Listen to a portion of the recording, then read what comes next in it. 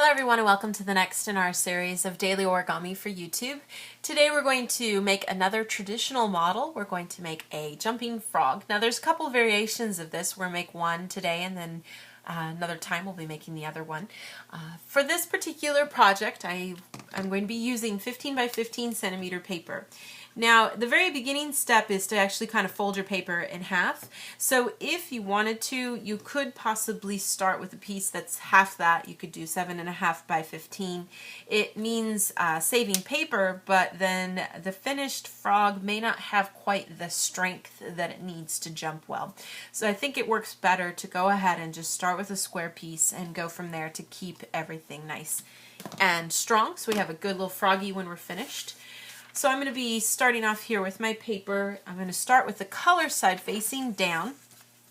Go ahead and fold your paper in half. That's where we're going to get it to the size that we need it to be. That's 7.5 by 15. Now make sure that the flaps are open to the right, just to kind of keep things uniform here. And I'm going to take the top right side, take both layers, and we're going to fold over to the outer left side, making a nice big triangle up here at the top. Essentially cutting everything in half there. Open it up. Do the same thing going the other way. Take that tip and fold down to kind of where that crease was, even as a guide. Keep everything nice and even here. Try to keep your sides nice and closed off there. Open it up. You should have a point right in the middle where those two creases intersect. And I'm going to fold down right through that. And a good way to know you're doing it right too is you could take your tip and just fold down to that other crease.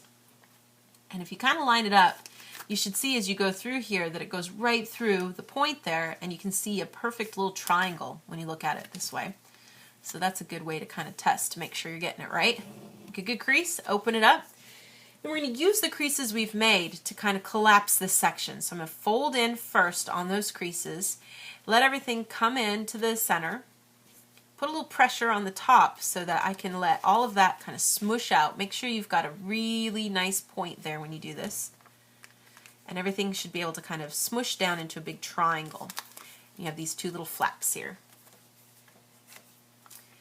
Now take the bottom part and fold up to this line that we've created. I'm just going to turn it sideways here so it's a little easier to see.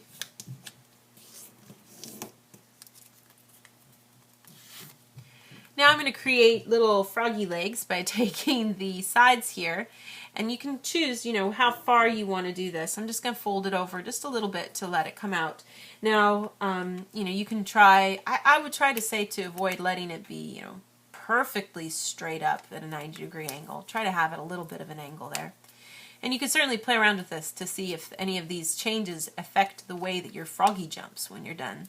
But you want to try to mimic that fold on the right side as well. Then we're going to take the right side and fold towards the center. I'm going to take this corner that you see right here, and it's going to wind up right here in the middle, folding underneath the leg as I do this, folding over. And try to keep everything nice and smooth and keep everything lined up right there, kind of meeting at the center first. Then make sure that the bottom part here lines up nice and smooth with that edge, and you can then smooth out along the side to create the crease. I'm going to do the same thing on this side too. We're just going to fold underneath this leg, bringing everything right to the center. And once I've got it in the center there, then I can kind of keep everything nice and smooth along the edges there to keep everything lined up. And sometimes you might get little sections here that bunch up because of the way your creases were made. Try to smooth them out as much as you can. So we have a nice narrow little froggy here. Take the bottom part now and fold towards the middle. And you'll notice the paper is pretty thick when you're doing this.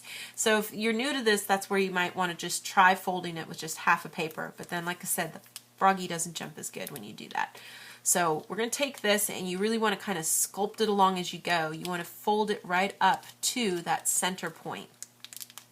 And this is where these creases, they like to kind of become sharp and pointy. You want to try to smooth them out as much as you can so that you can get a nice good crease there. From here, we're going to take and fold the flaps that we see here down.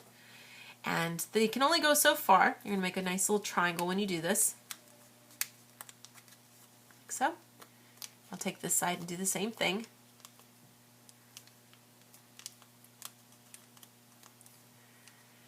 Now I've got those two creases. What I want to do is I'm going to take just this top layer, not the whole thing, just take the top layer, kind of pop it out, give it a gentle pull straight out, and then let everything smoosh out. And you should be able to get a nice long kind of triangle that sticks out to the side.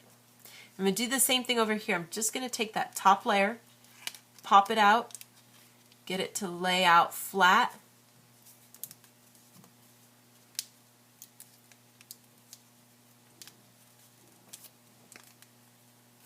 Get everything nice and smoothed out there.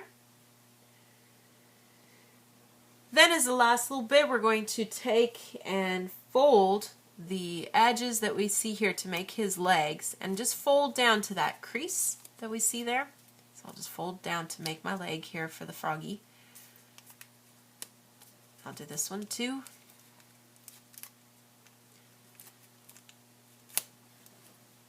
And it is tricky. You want to try to use, if you have nails, it helps. You can use a ruler edge to kind of help. But if you make really too strong creases, you can wind up actually hurting your paper. So you want to be careful with that, of course. But we should have this kind of cute little like crisscross X there on the bottom. Flip it over, and you've got a pretty cool looking frog, but we want to make this a jumping frog. So I'm going to first create a crease that runs right back here between the, maybe just shy of right where these legs hit. So we're just going to take everything and fold it back. So fold back on that line. And this part can be a little tricky because you've got a lot of layers of paper, but we want to fold back a little bit. And this is where you can really play with this and find out which point creates the best jump for your frog. But we're going to fold back a little bit, and then I'm just going to take and make another crease here and try to kind of line it up almost a little bit here.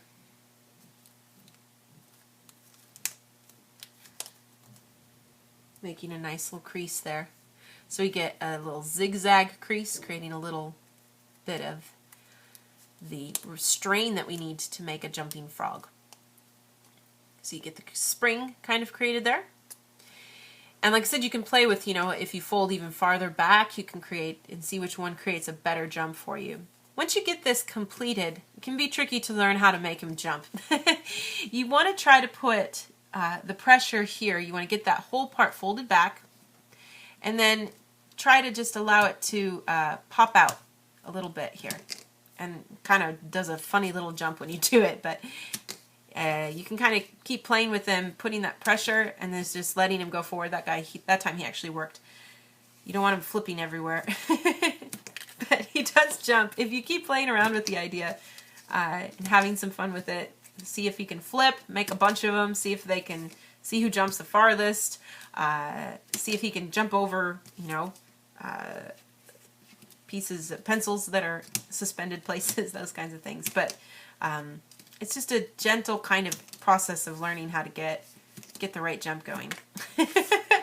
But have a lot of fun with these. These are definitely one of my favorite kinds of origami. So you can put little faces on there if you want to and create your own little super jumping froggies. So the dimensions for this little guy when you're done, I do tend to think if you make them super big, they don't really work as good. I don't know. This seems to be the best size really for them. But your finished little froggy winds up being about 5 centimeters wide, and when he's all folded up here, he's about 5 centimeters long too. So that's kind of his dimensions there.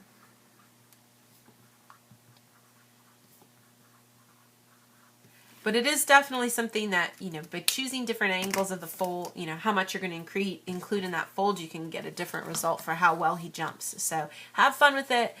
Don't be discouraged if it takes some practice getting used to how to make the little guy, make his little jump forward. But it certainly does take a little getting used to. So, but that is our finished traditional frog, jumping frog. Thank you guys so much for watching, and we'll see you next time.